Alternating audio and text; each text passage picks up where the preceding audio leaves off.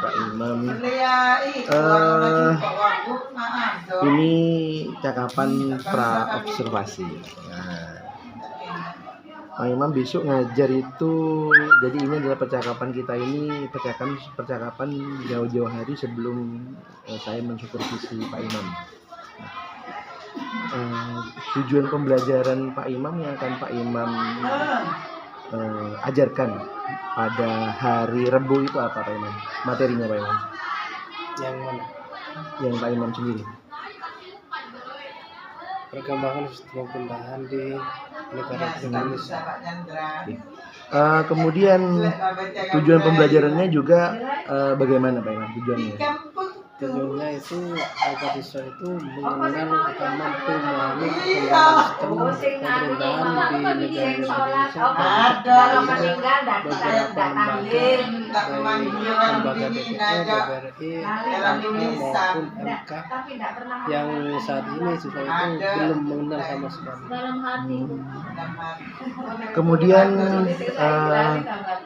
area pengembangan apa yang Pak Imam ingin capai di pembelajaran kali ini?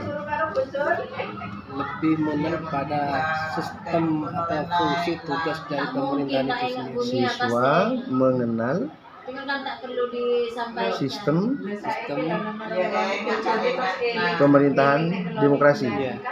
Pemerintahan demokrasi. Kemudian selain itu area pengembangannya apa yang diharapkan dari siswa? Siswa besok itu yang Pak Imam inginkan siswa itu ketercapaiannya itu apa? Saya ini agar suatu mampu nanti salah satu siswa kita itu terjun ke sana, baik di bidang DPD, DPR maupun pengalaman di lembaga-lembaga. Berarti apakah ada area pengembangan lain selain itu dalam lingkup kecil itu lingkup besar? Dalam lingkup kecil Mungkin OSIS atau bagaimana? Ya, saya terapkan di bidang OSIS dulu. Setelah OSIS, mereka mengembangkan sendiri bagaimana sistem organisasi demokrasi pada OSIS itu sendiri. Siswa mampu apa ini? Siswa ada pengembangan siswa menerapkan atau mengenal ya, mampu mengenal sistem demokrasi di sekolah ya Pak Iwan ya. Sekolah. Kemudian area pengembangan lainnya apa Pak Iwan?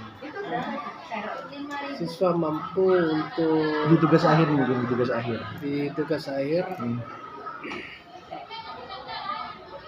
Salah satunya mengenal tentang berupa apa produknya? Produknya berupa apa? Tentang hukum-hukum perdata, hukum pidana, hukum Apakah siswa boleh membuat secara tugasnya buat auditori seperti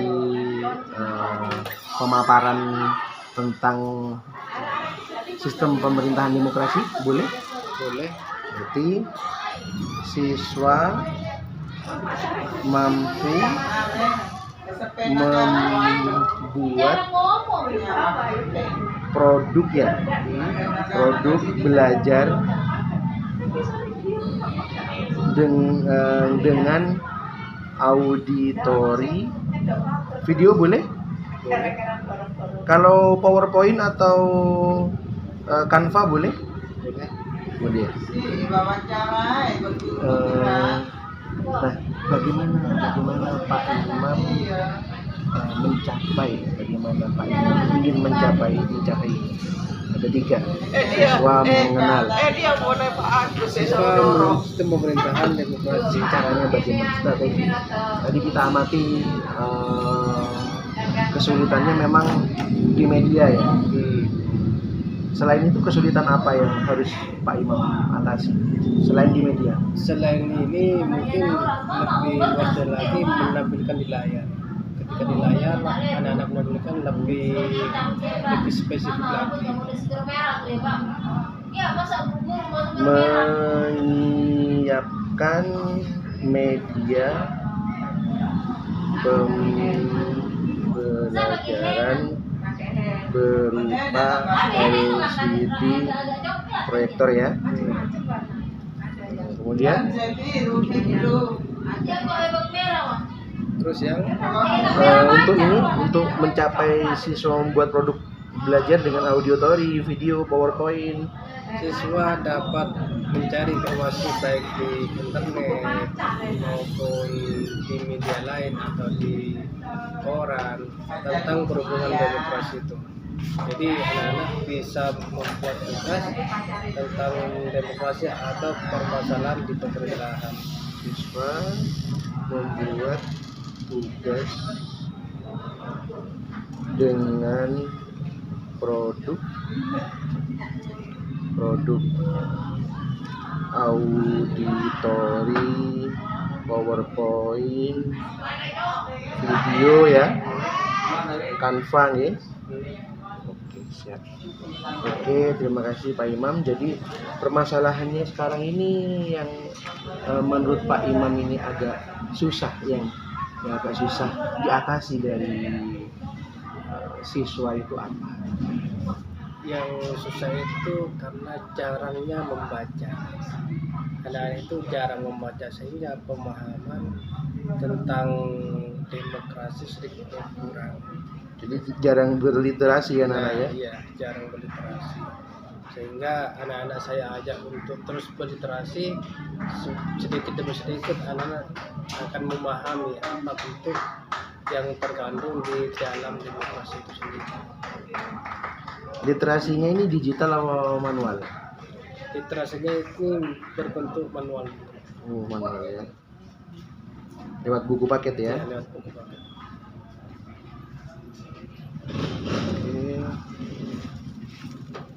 Oke, terima kasih Pak Imam. Untuk kegiatan kita di percakapan pra-observasi ini, kita membicarakan kesiapan Pak Imam untuk mengajar di kelas. Nah, untuk mengajar di kelas nanti di area pengembangan, kemudian di strategi yang dipersiapkan nanti saya coba perhatikan, saya amati besok pada hari Rabu. Nah, semoga ada ketercapaian yang ingin Pak Imam capai. Oke? Terima kasih Pak Imam. Silakan tanda tangan dulu. Iya juga. Kalau tanda tangan, Tanda tangan aja. Bukan pesta. Sukron. Sukri. Oke, terima kasih. Ya, assalamualaikum warahmatullahi wabarakatuh.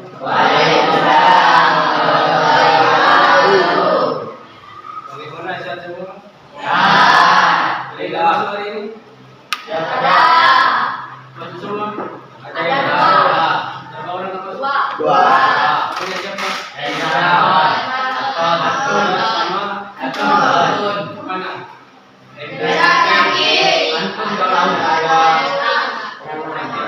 Antum ya, kita lanjut dengan materi yang kemarin tentang majelis pemusyawaratan rakyat, di mana ada beberapa presiden dan wakil presiden. Oke, kita mulai. Yang A, coba baca yang A. IKN. Iya.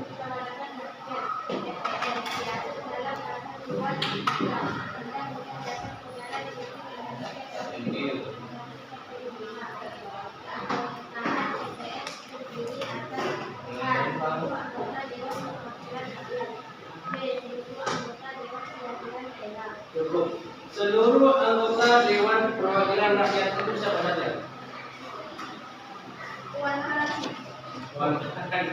Seluruh perwakilan rakyat itu ada apa saja? Kalau kalian ada DPRD, nah itu DPR, DPRD pusat atau DPRD provinsi. Lanjut.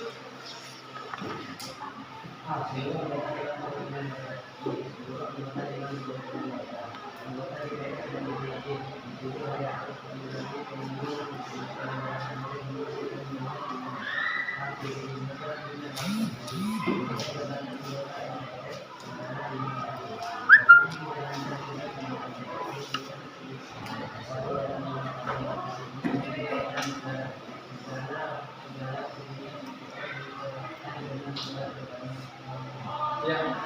Dalam pemilihan presiden, DPR, DPD, MPR itu dilaksanakan dengan cara voting. Ya, jabatannya berapa tahun? 5 tahun. Nah, setiap 5 tahun terjadilah pergantian jabatan. Kemudian tugas dan wewenang MPR. Silakan. Alina. Tugas dan wewenangnya MPR adalah sebagai berikut. 1. Mengubah dan menetapkan UUD Pasal 3 Ayat 1. 2. Melantik presiden dan atau wakil presiden Pasal 3 Ayat 2. 3. Memberhentikan presiden dan atau wakil presiden masa jabatannya menurut UUD Pasal 3 Ayat 3.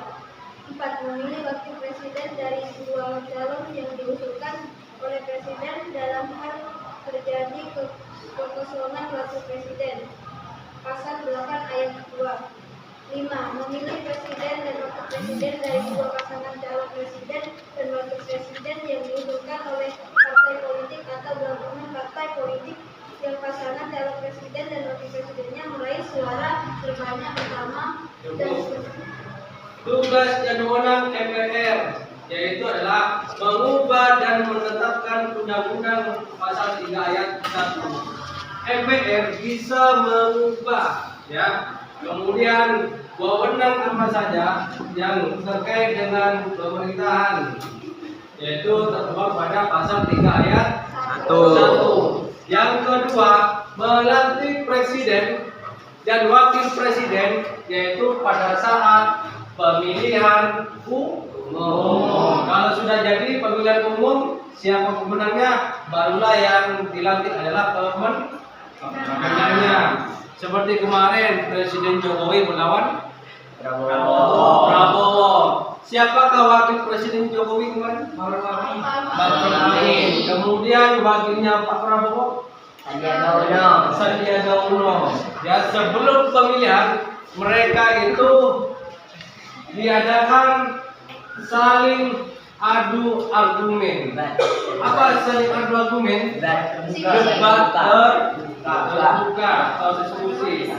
Ya. Kemudian yang nomor 3, memberhentikan presiden dan wakil presiden dalam masa jabatannya menurut pasal 3 ayat 3. Kapan presiden dan wakil presiden berhenti? Setelah habis jabatannya berapa tahun? 5 tahun. Jadi kalau sudah selesai masa jabatannya dan pertanggungjawabannya sudah selesai, maka presiden tersebut berserah atau menyerahkan semua tugasnya kepada presiden yang baru. Kemudian yang keempat, memilih wakil presiden dan dari dua calon yang diusulkan oleh presiden. Hal terjadi kekosongan wakil presiden apabila presidennya itu terjadi sakit atau wakilnya sakit atau tidak bisa digantikan, maka MPR berhak memilih salah satu untuk menjadi wakil atau presiden, hanya terbatas sementara. Seperti kejadiannya dengan masa jabatannya kayak Gus Dur atau Abdurrahman Wahid, ya, digantikan oleh Megawati, selisih 2 tahun, hanya menjabat selama 2 tahun. Kemudian yang nomor 5, memilih presiden dan wakil presiden dari dua pasangan calon presiden dan wakil presiden yang diusulkan oleh partai politik. Silakan sebutkan partai politik yang kamu tahu. PKB, P3, PBB bukan partai, yaitu Keamanan Nasional, yaitu partai bukan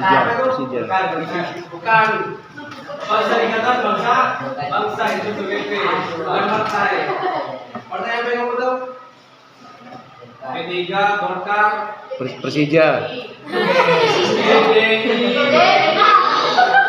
PDI bukan DPI, PKI. PKI kemarin sudah diambil. Tidak ada yang namanya partai BLT. 3 PKP. Kalau PLT itu bantuan untuk tunai, itu bukan partai.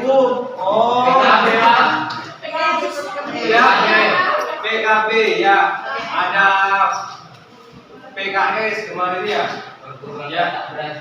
Kemudian lanjut yang B.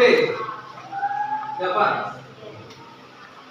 Presiden diatur dalam Undang-Undang Dasar Negara Republik Indonesia tahun 1945 pasal 4 sampai 17. Pasal 4 ayat 1 Undang-Undang Dasar Negara Republik Indonesia tahun 1945 menyatakan bahwa Presiden Republik Indonesia memegang kekuasaan pemerintahan Undang-Undang Dasar.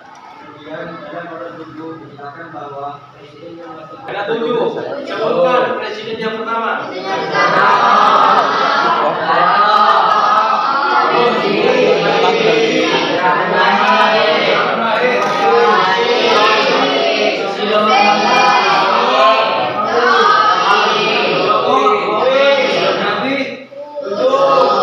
Nanti 7 presiden yang menjadi kepala negara Indonesia. Yang nomor 1, silakan bacakan. Jadi masalahnya Pak, aja.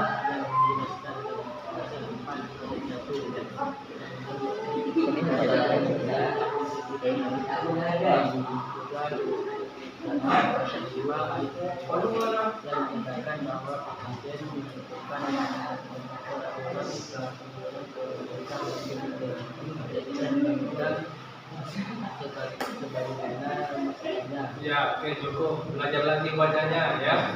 Ya lancar. Jadi kalau di rumah kalau tidak ada kerjaan, silakan ambil bukunya lalu belajar membaca biar baca lancar. Ketika kamu mengerjakan soal bacanya lambat, ketika kamu menjawab maka jawabannya akan lambat. Oke. Yang nomor 2, kekuasaan presiden dalam bidang legislatif merupakan mitra DPR dalam bekerja sama untuk membuat undang-undang dan menetapkan APBN. Apa yang dimaksud dengan APBN? Anggaran pendapatan belanja negara. Apa yang dibelanjakan negara? Pesawat, nuklir, nggak bisa. Indonesia tidak bisa ngomong nuklir. Senjata, ya. Dari segi keamanan, baik pesawat tempur, jet tempur, atau bagian laut, darat, atau udara, ya. Jadi dipersiapkan untuk kinerja negara. Yang kedua, kesehatan. Jadi obat-obatan sudah dilaksanakan, diberikan gerasi atau rehabilitas dengan memperhatikan pertimbangan MA. Apa MA? Mahkamah Agung. Apa itu Mahkamah Agung? Pengadilan. Ya, kalau itu sejahtera, maka hakimnya dengan pengacara tidak akan korupsi. Ya. Kemudian memberikan amnesti dan abolisi dengan memperhatikan pertimbangan DPR. Apa DPR? Dewan Perwakilan Rakyat. Tugasnya di mana DPR ini? Dewan Perwakilan Rakyat. Tugasnya di mana? Di pusat. Kalau DPRD di daerah. Seperti di kalangan kabupaten. Kemudian tugas dan wewenang presiden sebagai kepala pemerintahan. Coba bacakan.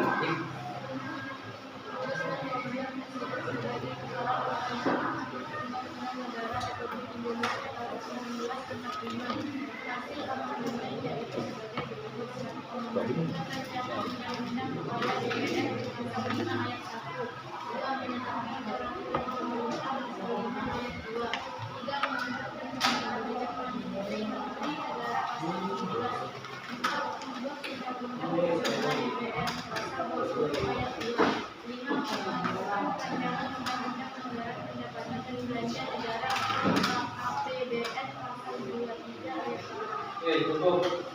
mengajukan rancangan undang-undang kepada DPR. DPR itu tugasnya apa?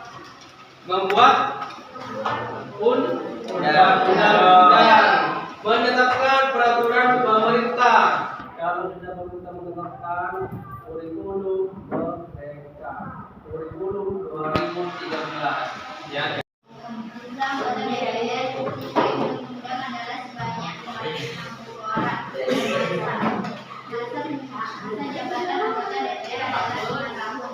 DPR berwenang sebaliknya sekali dalam Orang lihat gambarnya, dilihat di gambarnya, ruangan DPR, suasana sidang paripurna DPR. Makanya kalau sudah perwakilan rakyat jangan tuh yang hidup saat itu dinyanyikan oleh Iwan Fals. Tahu lagunya? Tahu. Wakil rakyat seharusnya merakyat, jangan sibuk kalau tidak. Ya nggak? Ingat nggak? Ya, kalau itu mengharapkan pemimpin atau perwakilan daerah ketika sidang jangan sampai di. Nah, orang yang sudah dipercaya oleh rakyat maka gunakanlah kepercayaan. Nah, ini ruang sidangnya. Kemudian berikutnya silakan bacakan. Yang belum?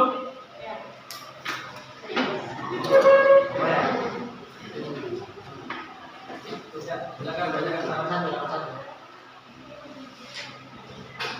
Dewan Perwakilan Rakyat memiliki fungsi sebagai mana diatur dalam pasal 20A ayat 1 Undang-Undang Negara Republik Indonesia tahun 1945, yaitu sebagai berikut.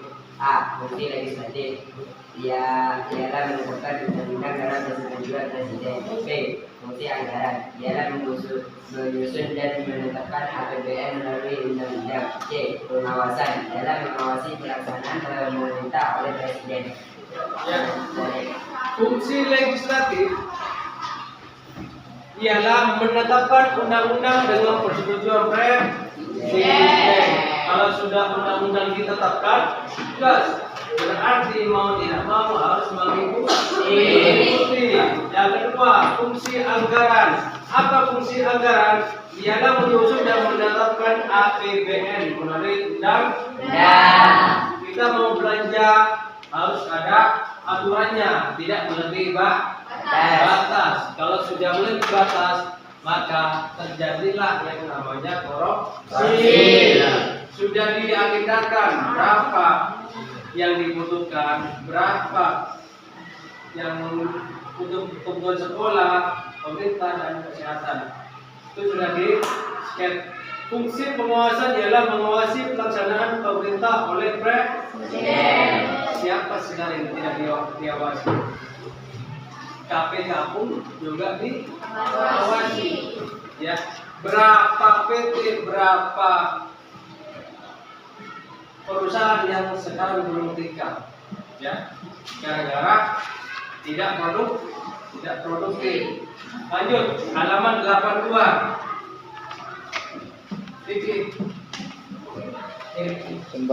Sementara itu pasal 20A ayat 2 Undang-Undang UUD Negara Republik Indonesia tahun 1945 mengatur hak-hak DPR.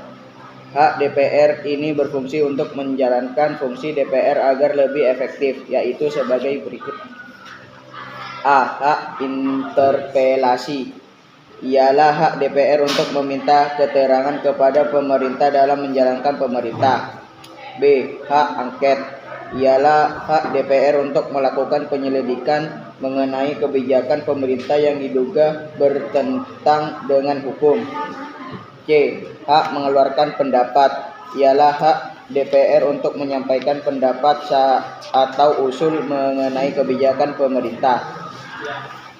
Hak interpelasi ialah hak DPR untuk meminta keterangan kepada pemerintah dalam menjalankan pemerintahan. Oke, tepuk tangan dulu.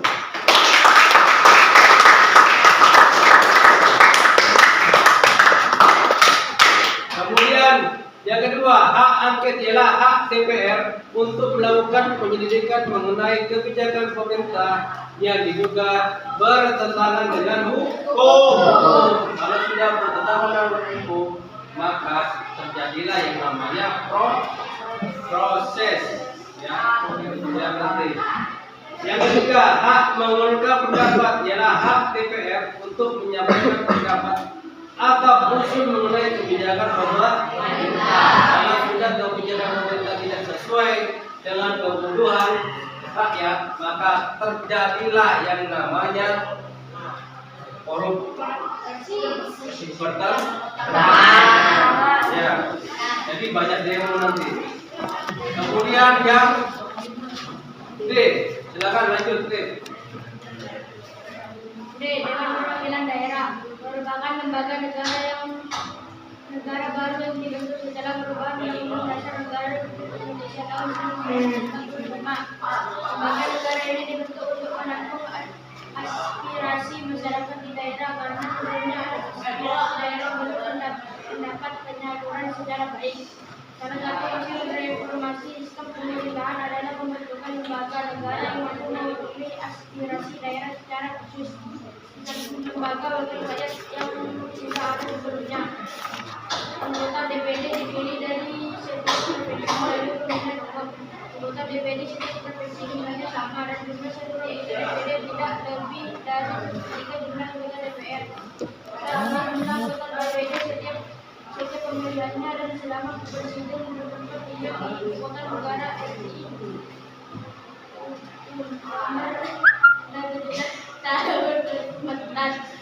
Tugas dan wewenang DPD dijelaskan dalam pasal 22 B.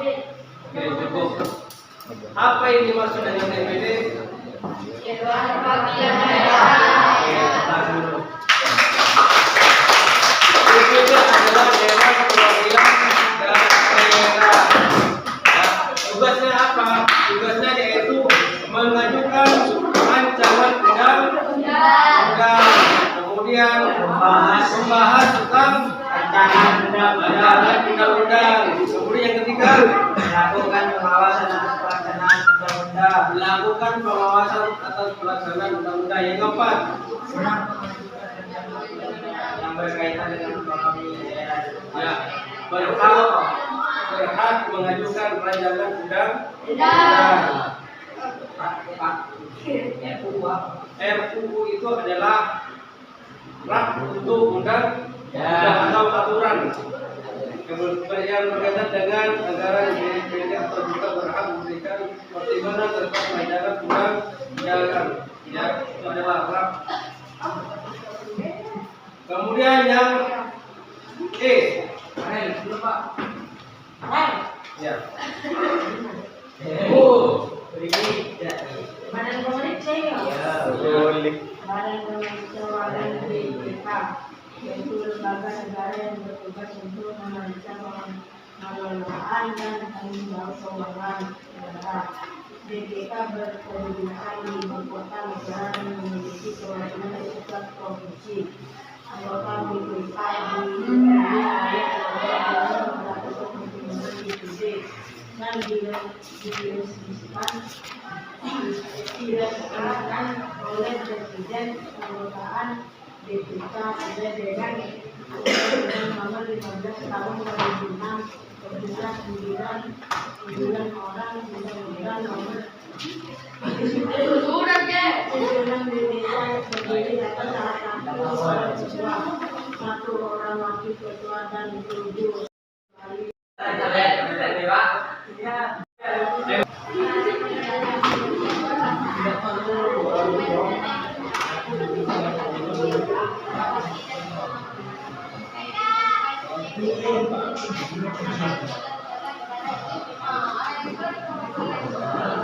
Ya, cukup. Hubungan antar lembaga reformasi yang awal tahun 98 dalam menghasilkan antara lain amandemen. Apa yang dimaksud dengan amandemen? Ini baru perubahan. Ya, setiap tindakan atau aturan itu dirubah. Dan setiap Kita lanjut minggu depan, yaitu bab MPR dengan MPRD, lanjutkan minggu depan. Ya, ada pertanyaan hari ini? Ya, fokus dulu untuk semuanya. Kemudian kita akhiri. Assalamualaikum warahmatullahi wabarakatuh. Waalaikumsalam warahmatullahi wabarakatuh. Terima kasih Pak Imam. Nah, ini cuma evaluasi, jadi nggak usah dipikir berat. Saya cuma mau sharing-sharing aja, berbagi ilmu. Tadi Pak Imam itu di aspek pengembangan strategi siswa mampu memahami perkembangan dengan sistem demokrasi di Indonesia. Itu Pak Imam dengan cara berliterasi manual dengan buku paket. Nah, jadi bisa saya katakan ini ada strategi pengembangannya ada. Nah, itu yang pertama. Kemudian ini saya sampaikan refleksi gurunya, gitu. Oke, refleksi guru. Yang pertama adalah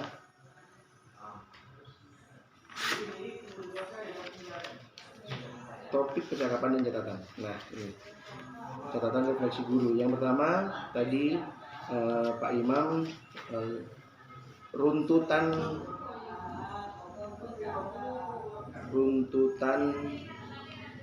pembelajaran sudah ada. Mulai dari berdoa itu sudah ada, kemudian mengabsen siswa, kemudian yang kedua Pak Imam apersepsi itu Pak Imam yang tidak ada tadi. Pak Imam itu apersepsi itu gini Pak Imam, sampai menceritakan dengan menanyakan ulang kepada siswa materi yang minggu lalu, walaupun materinya sama, tapi kan ada partnya, ada bagiannya yang waktu jelas lagi. Nah, itu siswa dikasih pertanyaan, minggu lalu apa ya materi kita ya? Oh, tentang ini ya. Oke, ada yang bisa jawab? Ini Pak. Oke, selesai. Mari itu Pak Imam setelah persepsi itu Pak Imam menjelaskan tujuan pembelajaran. Itu Pak Imam ada. Jadi yang persepsi yang tidak ada. Nah, setelah tujuan pembelajaran, Pak Imam masuk ke bidang inti. Karena ini Pak Imam di kurikulum 13 kan ya, kan kelas 9 kan ya. Di kurikulum 13, oke lah kita belajar bersama bagaimana menerapkan Merdeka Belajar. Nah, mungkin kalau di K13 itu kita lebih banyak memang siswa kita yang menjelaskan, tapi di Merdeka Belajar itu siswa yang harus kita berdayakan. Nah, catatannya Pak Imam, topik percakapan dan catatannya adalah Pak Imam memiliki kendala apa saja selain masalah LCD. Harus bergantian atau mungkin bagaimana? Atau masalah presentasinya, PowerPoint-nya belum disiapkan, atau sebenarnya menggunakan video tanpa harus buat PowerPoint itu sudah cukup. Gimana kendalanya? Yang menjadi kendala itu siswa itu belum bisa di media belajar dulu. Belum bisa mengoperasikan, yaitu tentang aplikasi. Ya, jadi khususnya anak-anak itu belum bisa semuanya itu menggunakan aplikasi, sehingga sulit untuk membuat videonya nanti. Membuat video tapi kurang maksimal. Kalau itu untuk siswa. Nah, kalau untuk Pak Imam sendiri, kira-kira apakah dengan gaya belajar mengajar kayak tadi itu cocok dengan Pak Imam, atau Pak Imam sebenarnya pengen menggunakan gaya belajar yang lebih wow, sehingga anak-anak tertarik. Contoh pakai LCD Pak Imam nyiapin materi, atau mau yang kayak tadi? Ya kalau pembelajaran itu harus dimodifikasi agar siswa itu tidak jenuh. Berarti permasalahannya ada di Apa tuh? kesiapannya Pak Imam. Kesiapan.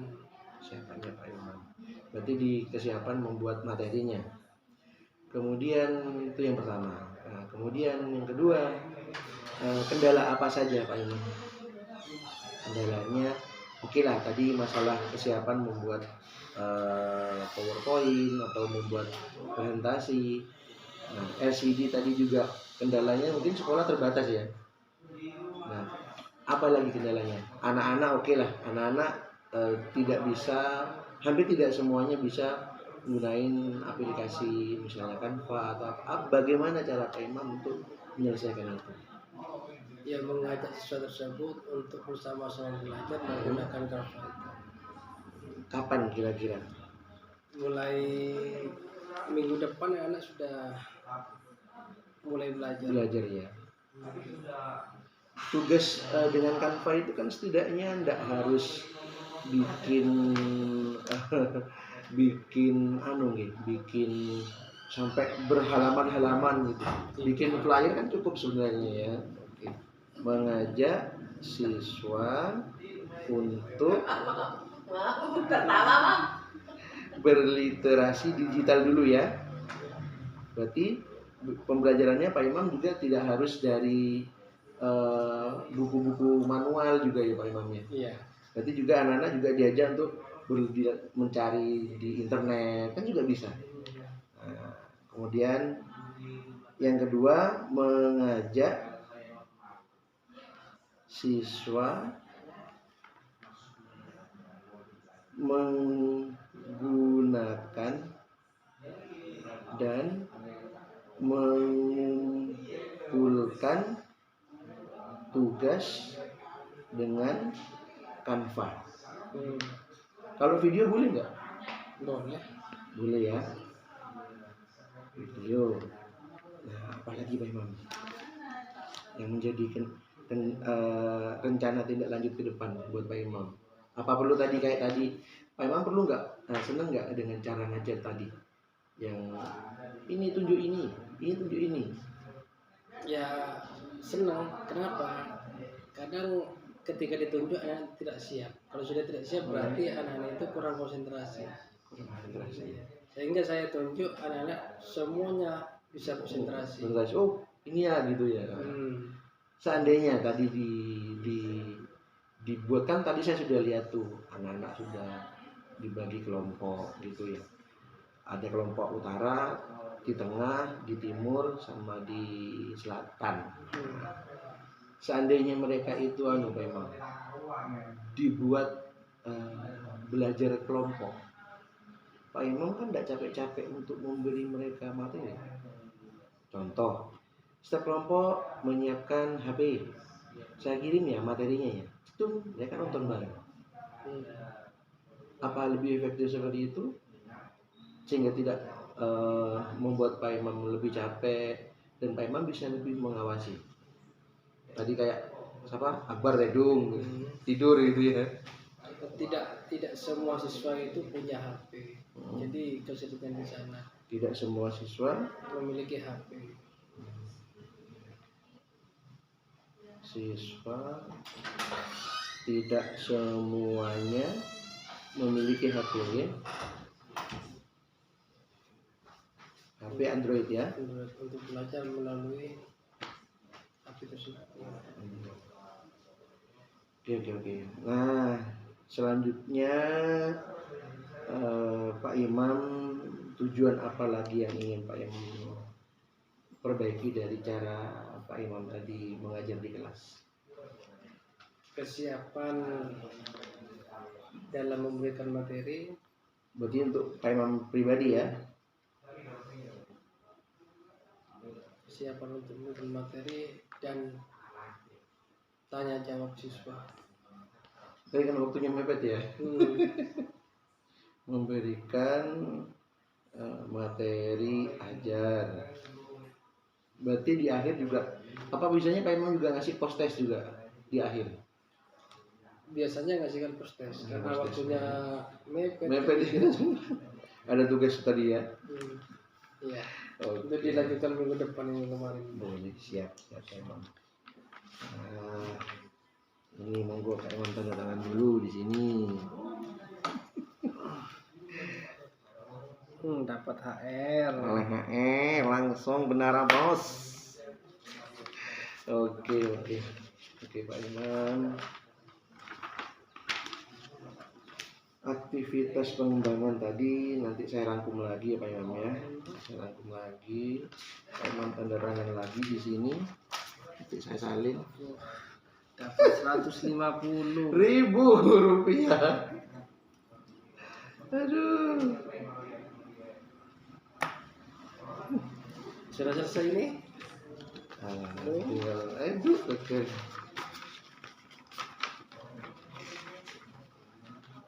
Refleksi latihan coaching, refleksi diri.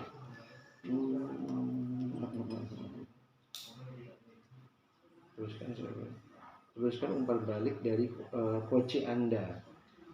Apa yang Pak Imam rasakan saat di coaching barusan dengan saya? Silakan. Saya nulis? Yap. Apa menemukan solusi, tidak menemukan solusi, atau sama saja yang dibawa oke.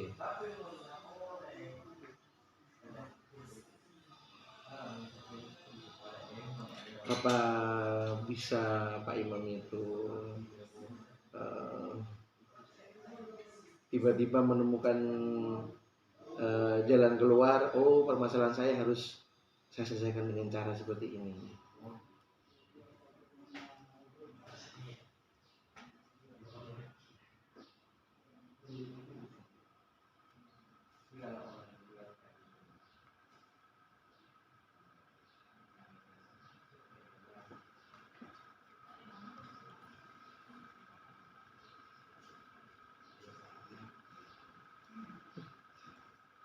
BPS ya Pak ya.